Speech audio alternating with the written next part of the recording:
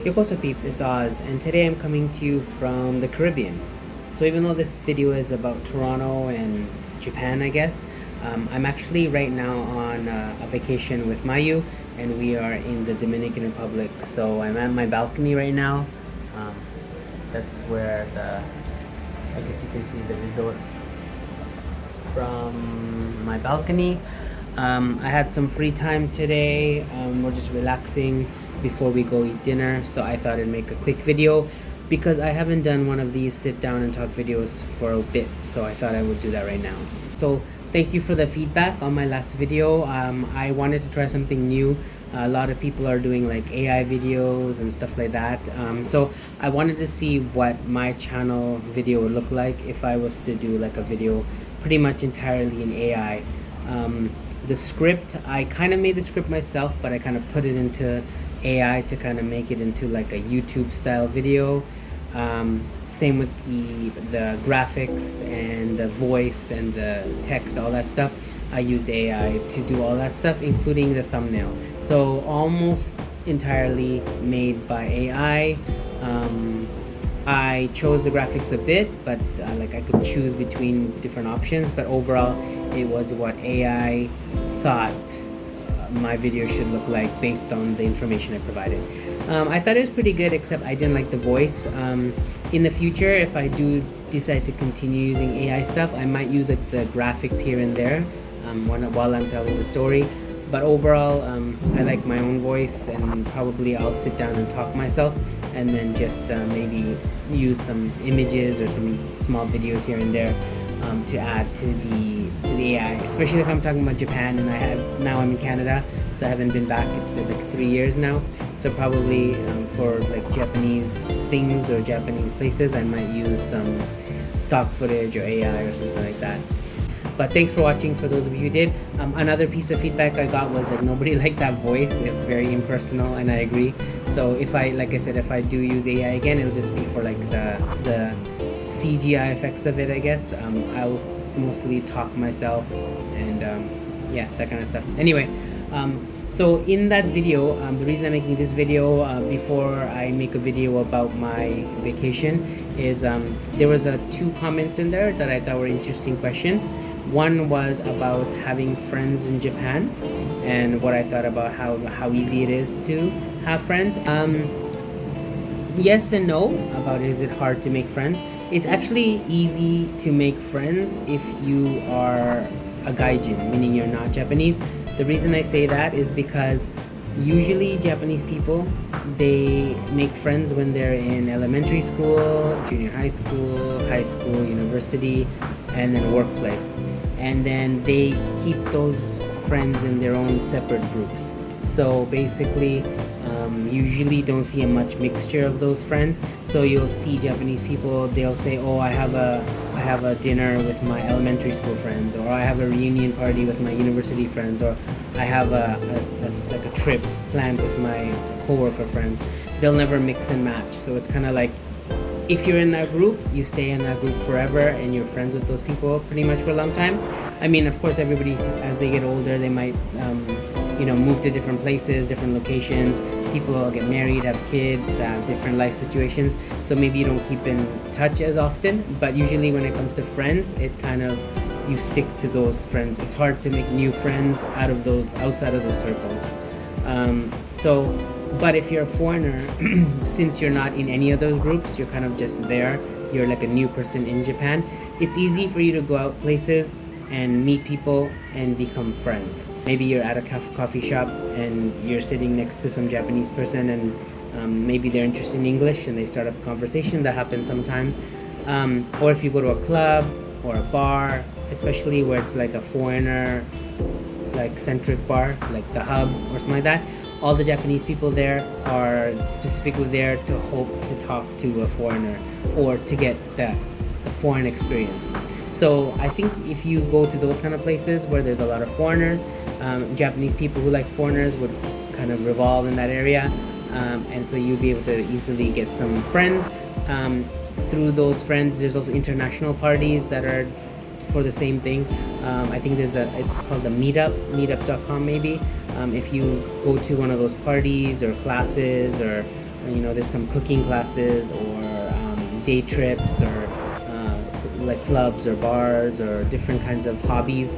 If you join one of those, a lot of the Japanese people that are same thing, they're there to meet foreigners. So you're gonna get a lot of chances to meet a lot of friends. So I would say it's very, very easy as a foreigner to meet friends in Japan. If you're there for vacation, it might be a little bit maybe too short. So maybe like a small, like at the hub or something, you might be on your like having a drink with your friend, and you might meet some other Japanese people and like, hey, let's go to karaoke together or something like that. So that might be possible. But if you're long term, if you go to those events, or if you even local people in your neighborhood get to know you and get to know that, oh, you're that local foreigner in this area, they might get to be your friend that way. So there's really high chances of making some friends in Japan. So that's the yes part of it. The no part of it, I would say, is in my experience, I'm just one foreigner, so I'm not the only person. There are a lot of foreigners that have really good, close Japanese friends, but in my case, I met so many people, so many Japanese people. I met so many Japanese girls and guys. Everyone's really nice. Everyone's really friendly. We partied. We went to different places. But in terms of like long-term friends, I would say I've made maybe one, maybe two. It's very hard because also I moved around. I was living in Hokkaido for about 3 or 4 years. So I made a friend there who I used to be in the band with, and I still keep in touch with them. We're still Facebook friends, but we don't really hang out because we're so far apart. Then when I moved to Chiba, I was there for a long time. So I made a couple of friends there.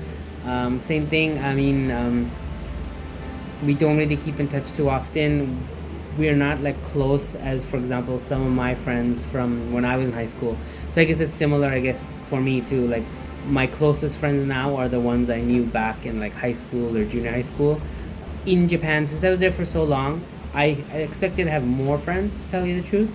But like I said, because I kept moving around, I moved from Nagoya, then back to Canada, then I moved to Hokkaido, then I moved to Chiba, then moved to Kisarazu, which is like a really far part of Chiba. So I was just always moving to different places. So maybe that's why I didn't have as many connections. If I'd maybe stayed like for 10 years in the same spot, I probably would have had more like long-term lasting Japanese friends. So in my case, I would say it's easy to make Japanese friends short-term, but not like long-term, at least in my case. But like I said, it depends on the situation and the people. But hopefully that helps answer that question. Are you glad you moved back to Canada, or do you regret leaving Japan? In terms of moving back to Canada, are you glad? I would say yes and no. Again, no, because life in Japan was much easier. Food was better. It was safer. People were nicer. Generally, it was cleaner. I'm pretty sure in almost every regard, I prefer Japan over Canada. The only thing that I guess Canada was better is you make more money, I guess, for work. But then also it's very expensive, so it kind of balances itself out. Whereas where I was living in Japan, it was really cheap. Even though my salary was like half of what I'm making now, I was saving way more than I'm saving now. So I guess in terms of living, it's kind of harder in Canada. But the only reason I don't, or the only reason I'm glad I left Japan and moved to Canada was for my family, because when I first moved to Canada, I was just moving because my sister was supposed to move out of the country and my parents would kind of be left alone. And they were just getting older. There wasn't really specifically anything wrong with them, but it was kind of lucky or good that I moved back, because like as I moved back within like 3 or 6 months, I guess in the first 3 to 6 months, my dad started getting like dementia 2022 in May, and then already by the end of 2022 or early 2023, it was already starting to get pretty bad, my dad, and it was a really strong form of dementia. So my dad, I think if you guys saw my last video a few videos ago, I mentioned that my dad passed away October 2024. So it was pretty fast. Within a year and a half, it went from my dad being completely normal to not being here anymore. So I guess that's one of the only reasons why I'm glad I came back to Canada, because I could see my dad for the last year and a half, 2 years.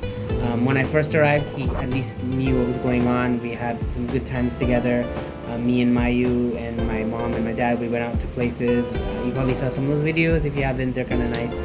We went to Gerrard Street, the Indian town. We also went to African Lemon Safari and stuff like that. We toured around Canada. We met up a lot, so it was good. And then once it got worse, I was living close to my parents, so me and Mayu pretty much were like every weekend going over to help my dad until he got to the seniors home. And then after that, we were seeing him in the seniors home every weekend until he passed away. So it was kind of like a good final chance to meet my dad. So that's, like I said, the only real reason I'm glad that I came back to Canada.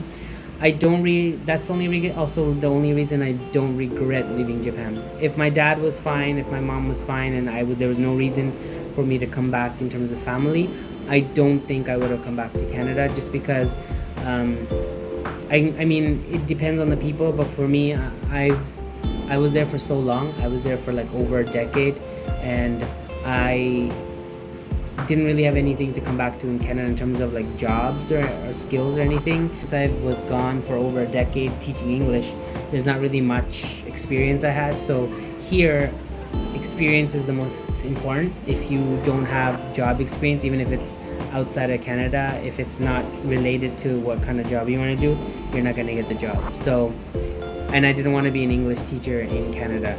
So I would have preferred to stay in Japan because my job was good. It was pretty fun. It was easy. It paid enough to pay my bills. Plus, like I said, have a lot of savings. I lived in a nice apartment right next to the station, and it was really clean and big.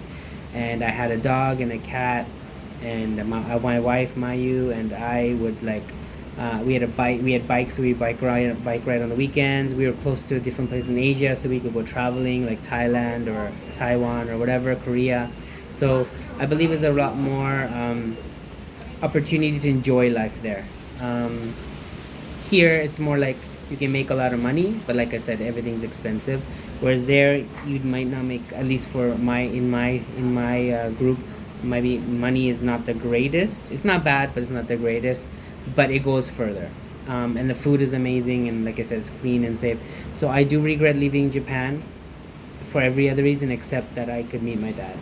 And now that my dad is gone, I still can't go back to Japan just because my mom is still here, and also Mayu's enjoying Canada, and I'm starting to like work here and trying to make a life here as well.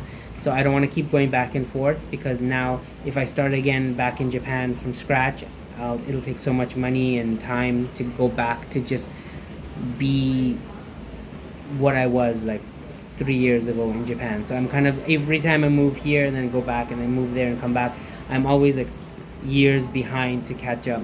So I think now I'm kind of here for good, at least.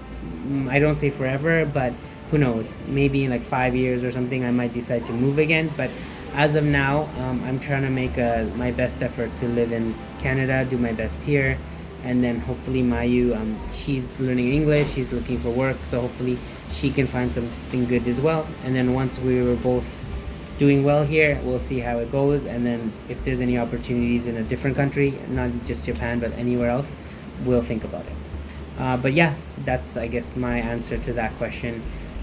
I don't have anything else to say, and I'm going to be going to dinner soon. So thanks for watching. If you stick around, hopefully in the next week or so, maybe 2 weeks, I should be updating or uploading more videos about this vacation here, which is kind of like our wedding anniversary / honeymoon. So that's cool. But yeah, thanks for watching. This was live from the Dominican Republic. Take care. Leave any comments you want. If you have any other questions, I'll make videos in the future. And yeah, thanks for watching and take care. Peace.